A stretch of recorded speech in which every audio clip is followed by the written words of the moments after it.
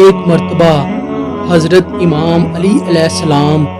لوگوں کو اصلاح فرما رہے تھے۔ آپ نے فرمایا اپنے دوستوں کے ساتھ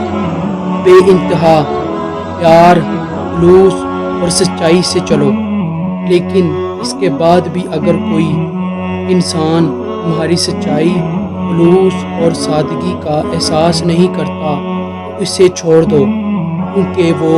پیار کا طلبگار نہیں بلکہ وہ اپنے مطلب کا طلبگار ہے۔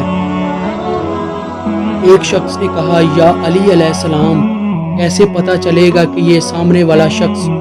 دوست ہمارا مخلص ہے یا صرف اپنا مطلب رکھتا ہے؟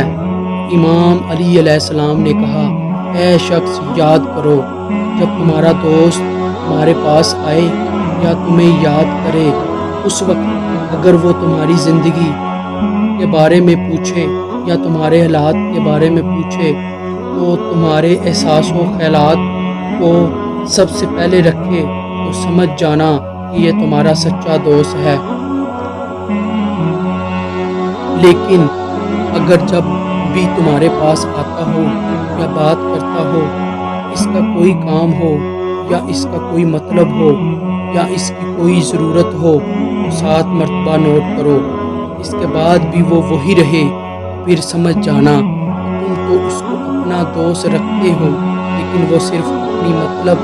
ضروریات کو اپنا دوست رکھتا ہے۔